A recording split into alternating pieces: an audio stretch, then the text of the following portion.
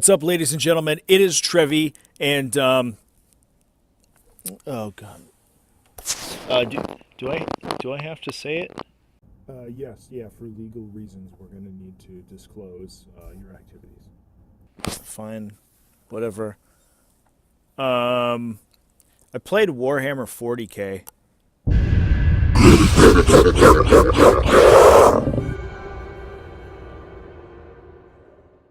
No, actually, though, this was sweet. I've been thinking about getting back into the game for a while, so last week I pulled my old Tyranid army out of storage, went down to the game store, and found an awesome Ork player to play a match with. I took lots of pictures and videos, so I will go through all of the dirty deeds that happened in this game of Warhammer. And even though I think this is sort of a low-effort format for battle reports, if you look in the history of my channel, I made a ton of these kind of battle reports back when I was in high school. I figure I'll keep making a couple battle reports like this if people like them, and once I get more familiar with the system, I'll go back to a little longer form format where I speed up the footage of the game like I've done for other games, especially War Machine. So if you want to see battle reports like that, check those out, and I look forward to making those for Warhammer in the near future. Anyway, that's enough intro. Let's get into this game. Here are the lists. I'm going to show them on the screen right now, and you can go check them out down in the description. I'm not going to go over the lists too in-depth. Honestly, my list is not very good. It's mostly stuff that I had in storage and was able to pull out conveniently, and can definitely make a ton of improvements to it. My opponent's Deathskulls Ork list was really interesting and made use of a variety of unit types to sort of create a tiered level of attack where he had different waves of attackers that of different resilience depending on what he was facing in any one part of the battlefield. It also had a pretty significant shooting element, was able to do a lot of damage at range, so very cool list on my opponent's part as well. The scenario we were playing for the match was Beachhead from the 2018 chapter approved.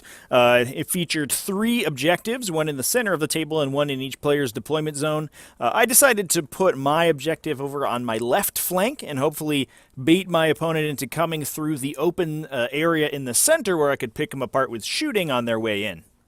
Now, getting into the heart of the game, I will have to give you a warning that this game might not be pretty. I am so incredibly out of practice at 40k that I was supremely outclassed by my opponent, but as a classy dude that he is, he did give me some pointers and helped me through most of the game. Unfortunately, if you're looking for tournament-winning strats, I'm not quite at that level yet. Give me about 2 weeks, and we'll be winning GTs left and right. Anyway, my opponent won the role to take initiative and decided to pick the table edge and go second. Since my list had a significant lack of long-range firepower, that was a pretty good choice on my opponent's part. I would much rather have had him move forward towards my big old range 18 guns and give me an early turn of shooting. So, as you can see in the image, I deployed the mass of my troops on my left-hand flank, covering my objective there, a big unit of 30 Termagants as well as a unit of Termagants with Devourers. I had a unit of Genestealers hiding in the back in case my opponent was able to break through with a unit of Orks or to jump all the way into my deployment zone or something like that, so I could have a response force hiding back there. And I also included the Swarmlord and a unit of Genestealers on the far right flank, hoping they could swing around and make a bid for my opponent's objective. In the center, I have my 3rd unit of Genestealers who's going to run up and try to assault the objective in the middle, and I have Old One-Eye hiding behind them to get some bonus from the character rule. Like I mentioned in the intro, my opponent used a multi-wave technique in order to protect his troops on their way up the table. He had a unit of Gretchen as his screen, or several units of Gretchen, I should say, as well as Killicans in the center, shooting rockets and protecting the boys behind them. And then, obviously, as the real damage dealers hiding in the back, all of his Ork boys. On each flank, he had a shock attack gun on his right, so my left flank, a Death Dread on the same flank, as well as a battle wagon with his war boss and a unit of Mega Knobs on the other side. So the battle begins with my first turn. As you can see, everything runs pretty far up the table. I did make a mistake. My Termagant unit in the middle sort of hid behind the crates in the center there, but probably should have veered a little farther to the right and gone for the center objective. I also moved my Devourer Termagants up on top of the ruin on the left-hand side, hoping to get a couple cheeky kills with their guns before they had to, start falling back. I wasn't really prepared for how fast things would play out in this edition, so they are a little too close to the enemy and they could potentially be assaulted. My warriors advanced over to the center atop of objective number 3. You getting the onslaught power from my Hive Tyrant. They were able to get some shots off, as well as a single-minded annihilation to shoot 2 times, killed a Killacan off of my opponent's left unit. Now, true to form, my little Termagants with Devourers on the ruin there, unfortunately overextending a little bit, getting a charge from my opponent's Death Dread, who ended up, I think, sawing down 5 of them with those nasty-looking appendages that it has. A lot of my opponent's shooting went at my Brainleech Devourer Hive Tyrant, but between its Chameleonic mutation for -1 to hit and Catalyst for a 5+ Feel No Pain save, it did end up not taking too many hits. A lot of that Orc shooting a little tough to hit, meaning only 6s. The Deathskulls rerolls did help a lot, but it wasn't quite enough to deal significant damage. On my right-hand flank, my opponent actually piled out of his transport with his Mega Knobs and war boss called the Wah! Moved all the way up the table and ended up assaulting my unit of Genestealers on that side. Now, again, kudos to my opponent. Gave me some tips on the assault phase and some stuff that I'd never really seen before, which was super cool of him. But his battle wagon assaulted. It had a Def Roller on it, which was represented by that cool laser array up in the top there of the big tank. Ended up killing a significant number of Genestealers, I think more than either of us expected, but I was able to pull casualties out of the unit such that the Mega Knobs and the War Boss weren't able to fight. So that meant the Genestealers survived. They did inflict a couple of wounds back onto the battle wagon, but more importantly, that meant that they survived and were able to keep gumming up that flank. Now you can see my little Swarmlord over there. He's kind of a weird-looking spider thing that I made back in the day to represent a Hive Tyrant. I don't think the Swarmlord had a model back when I played last, but I am excited to get the real model now and play with the real thing. Anyway, back to my turn. I ended up pushing very hard back at my opponent, moving my Genestealers in the center right up into his face, wiping out the Gretchen that were screening with the unit of Termagants there. I ended up keeping my Termagants on the left-hand side engaged with the Death Dread. I kept them there in order to gum up the Death Dread. Not sure that was the right call. I am running a lot of Kraken units, so I could have fallen back out of combat and then potentially charged into something else. That might have been the play in that situation, but I'm not sure. The Warriors continued to essentially move around those crates there, take shots at the Killacans, and I believe kill another one. My Hive Tyrant with the Brainleech Devourers dropped back down behind the rock, so it was out of line of sight of the Shokk attack gun and some of my opponent's other shooting, and was able to put some significant damage into the center unit of Killacans. On my right-hand flank, my Genestealers continued to nibble away at the wounds off the battle wagon. The Swarmlord did move over and engage my opponent's war boss in glorious one-on-one combat. The Swarmlord was able to do a significant number of damage to the war boss, leaving, I think, just on 2 wounds. The war boss did fight back at the Swarmlord, but thanks to my 3+ invul on that dude, because of his duelist rule or whatever it is, he was able to survive relatively unscathed, and I was able to pile in my Genestealers over there into combat with the war boss with a couple of them, get some rending attacks off, and finish him off to use the Feeder Tendril stratagem to regain some precious command points. Back in my opponent's turn, the Green Tide continues to press forward their advantage. The Genestealers in the center did end up wiping out the 2 Killacans that were remaining over there, but that opened them up for the unit of boys there to move up and assault them and deal significant casualties. The Wah Banner was over there helping them out, as well as the other unit of Killacans, and those Genestealers did get wiped out pretty quickly. On the right-hand flank, the Mega Knobs that were remaining after the ignominious death of their war boss, were able to clear out enough of the Genestealers in front of my Brainleech Devourer Hive Tyrant that they were able to make a multi-charge and attack both those guys. Now, fortunately for me, the Hive Tyrant was able to pass a lot of its 4+ invulnerable saves, survived on 2 wounds, count them 1, 2. And the Swarmlord heroically intervened into melee with the Mega Knobs and wiped the unit out. The Battle Wagon on that side did end up falling back out of combat, so it wasn't able to do anything this turn. And the Grots in the way there moved up to screen off the Genestealers and the Hive Tyrant, so they weren't going to be able to move up and push on my opponent's objective. The Def Copta little jet bike boys over there, which my opponent represented with some cool little flying Killicans conversions that I loved, moved up with their shock blasters, were able to do some significant damage to the Hive Tyrant. That's what helped drop him down to 2 wounds. But he is still kicking, shooting his Brainleech Devourers, and blowing some dudes up. On the left-hand side, the Def Dread continued to mulch through my poor little Devourer Termagants.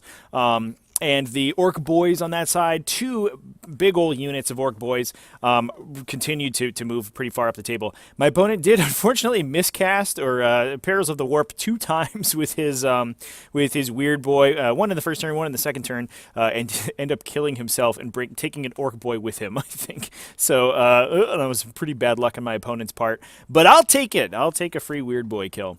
The Ork Boys units on that end also decided to move up and assault into melee. 1 unit moving up and wiping out the remaining Devourer Termagants, and the other one engaging the Fleshborer Termagants in the center. Not a lot happened in that combat. It was a lot of killing random nobodies and fluffing attack rolls, but the 2 units were now locked in vicious combat.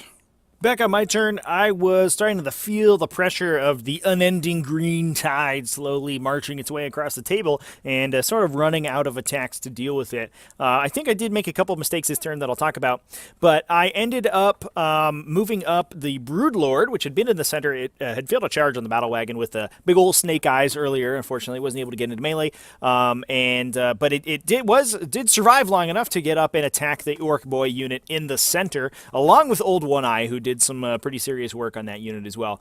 The Genestealers that I'd kept sort of in reserve in the back moved over to attack the Ork Boy unit that had destroyed my Devourer Termagant unit, and the Tyranid warriors moved up in the middle there. They had taken a big shot from the shock attack gun last round. My opponent did put all the CPs into double shooting it and doing all that fun stuff, but unfortunately with some bad dice rolls, the second attack wasn't able to do too much damage, but he did kill 2 warriors, I think, with a salvo from that gun. But I did have the Prime and 2 warriors left and hoped that they could get stuck in and help wipe out one of these units. On the left-hand flank, my Swarmlord had a little bit of an oopsie-daisy turn. He attempted a smite onto the battle wagon, ended up paralysing on double 6s, so it's 2 6s rolled a 6 for damage on himself for 3 mortal wounds to himself, and then a 6 for damage on the battle wagon, so 3 damage on the battle wagon. Not a great trade, but I guess I'll take it. He assaulted into the battle wagon immediately afterwards, and my opponent rolled a salvo of 6s on his Overwatch and was able to do 3 more wounds to the Swarmlord. So the Swarmlord went from being almost entirely completely healthy to being bracketed in 1 of my own turns. A little awkward there, but he did end up blowing up the battle wagon. It fortunately didn't roll a 6 to explode and deal more damage to the Swarmlord. But I wasn't super happy with that, since I was hoping that the Swarmlord could sort of clean that flank up, and now he's looking a little weak.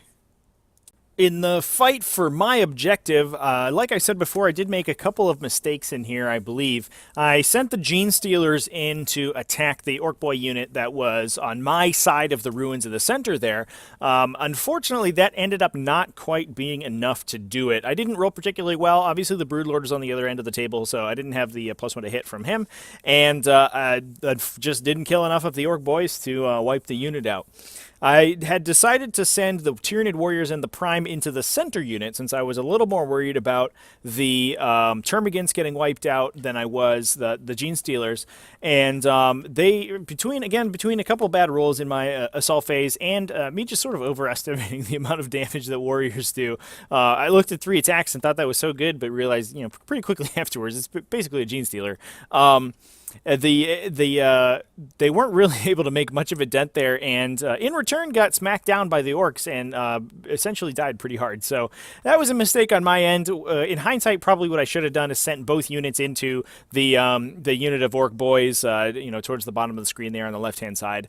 Just tried to entirely wipe that unit out, just commit a little harder to it, and leave the Termagants to just gum up the Ork unit in the center. My opponent had an Ork boy unit controlling the center objective, and because they have objective secured, or the equivalent, the Ork equivalent of that rule, they had scored the center objective last turn, so I had to put a stop to that. So Old One Eye and the Broodlord charged into that unit. Weren't able to quite kill it on the initial swing, but my opponent swung back the knob with his Power Claw, was able to smack down the Broodlord. Unfortunately, killed him. I didn't roll great on my saves. Killed the Broodlord, but I used his stratagem to fight again. He ended up wiping out that unit and essentially denying my opponent easy access to that objective in the center this round.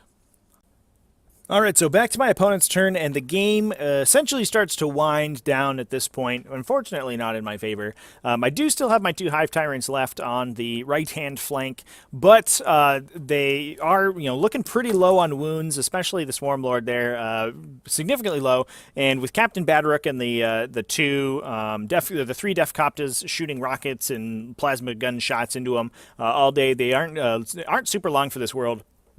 The Old One Eye ended up, sitting in front of a firing squad, essentially taking a bunch of damage. And to put the final nail in the coffin, my opponent, because one of his Ork boy units was left on, I think, 5 models, was able to use his last 3 CPs that he had been saving for the end of the game to use the Unstoppable Green Tide and to bring that entire unit back in from reserves, putting it back in my deployment zone and in striking distance of my objective. And obviously, you can guess exactly what happens here. They get put in, more than 9 inches away from my Genestealers and immediately roll to charge into the Genestealers. Alongside the Death Dread, they are able to take out the Genestealers and take over my own home objective. Just insult to injury there from those guys. Coming back to my turn, I am significantly low on units at this point. Old One Eye does stand triumphantly over the fallen bodies of the Killicans who tried to kill him. He does kill basically everything over there and claim the objective for me in the center. Unfortunately, with my opponent claiming my objective, I do have Slay the Warlord because I did kill the War Boss, which was my opponent's Warlord. So I'm not super down on points, but it is slipping away pretty fast at this stage. Now, my one last ditch effort is to try to get the last remaining Genestealer, who had been fighting the Gretchen, into combat with the Deathcoptas, because they are the Genestealer being a troop's choice is objective secured. I just need him to survive a turn, so I'm hoping that the Swarmlord can get in, chop up some dudes, and maybe if the Genestealer can kill one of the Deathcoptas, I can hit my opponent's home objective, and then you see about clearing the boys off my own objective. Unfortunately, the Genestealer moves up, tries to charge one of the Deathcoptas, and hits its one shot on Overwatch and kills him, and that is essentially the end of my dreams for at least bringing this game back to parity. And here is the last image of the Green Tide Triumphant, claiming most of the objectives. I think the shock attack gun ended up taking out the Swarmlord finally. And my Hive Tyrant hiding there like a little baby in the far right corner, sitting on his 2 wounds. Actually, I did use a stratagem to try to heal him D3 wounds to bring him back up to his mid profile, so he wasn't -1 to hit anymore. And I ended up rolling a 1 for that, so I only got 1 wound back. So he was on 3 wounds at the end of the game, but he was my only remaining model, and everything else had died. Clearly, mistakes had been made, and I got run over, beneath a steamroller of Orks. But let's talk about some of the things that I did wrong, and what other people probably would have gotten right. So the first thing that I think I got wrong, besides list creation, I think, which is my list had some holes in it, definitely had some flaws, and I think the next time I come back, I'm going to have a slightly more tuned one. But the first thing that I noticed at the end of the game that I didn't really pay attention to was target priority. My target priority was kind of all over the place. I had the Hive Tyrant shooting at Killicans, which, while it was very effective, did have reroll wounds on the Killicans units, and so it was essentially killing one Killican around almost. Alongside the Tyranid warriors, really put a dent in that unit. What I hadn't really realized was that the Killicans weren't really what I was going to be worried about. They didn't have a great, their range attacks are pretty okay, not amazing, and their melee attacks are pretty garbage. They're just sort of an intimidating looking unit, and I decided to shoot them.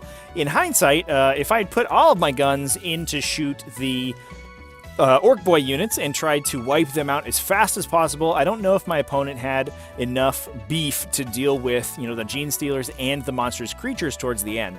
I think that, the dreads and stuff get gummed up by the Gants and the Genestealers, and eventually Old One Eye and the Swarmlord can go through and chop things up with their big, long, pokey claw sticks.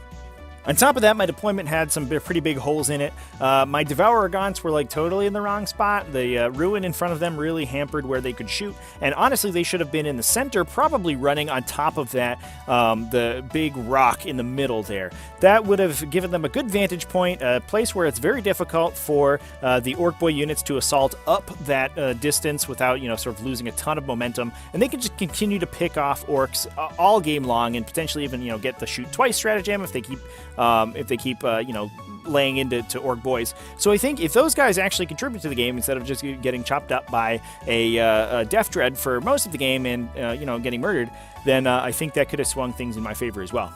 Lastly, one thing I think I mentioned, and if you're a Tyranid player, you probably noticed throughout this game, is that I didn't really use the mobility of the faction to my advantage. I had entirely Kraken units, which meant that my units could fall back out of melee and still charge, meaning that it's especially stuff like Genestealers that are incredibly fast, can jump out of melee with one thing, potentially dive even deeper into my opponent's lines, take out even farther backfield units, get into the soft, juicy core of the army, or use that, tricky ability to jump out of melee, reposition themselves, get, the first strike attacking by charging back in. That's just not something that I took advantage of, and I really should have. Additionally, I didn't really use the Swarmlord's Hive Commander ability at all. I know it can fling units all the way across the table. My opponent having such a strong melee force, I wasn't really sure where my Genestealers could get in, or my other units could get in and make a meaningful impact on my opponent's team. In hindsight, it might have been more effective if I just flooded the center objective with a ton of dudes and asked my opponent to just go for it. That probably would have been the play, and if I was to play this game again, that's absolutely what I would have done. And potentially used that double move to get Genestealers into my opponent's Shock Attack Gun and the Def Coptas and stuff like that in turns 2 and 3. But I would really love to hear what everybody thought of, first of all, the game. Tell me what I did wrong, because I'm sure everybody can figure out a million things that I could have done better, and next game I'm going to do a way better job. And secondly, let me know what you thought of the video. Do you like the format? Are there any additions or changes that I could make to that? All that information is great, and I really appreciate you taking a look at it. And hey, while you're here, you can do all that YouTube stuff like and comment and subscribe to my YouTube channel. I'm sure I'll have more 40k content coming out super soon. I'm hoping maybe I can do one video a week. That may seem like a lot. Maybe one every 2 weeks is what I'll actually commit to, but we'll see. It's an exciting adventure, and I hope that you can come along with me on it. So have a good day, everyone, and thanks for watching.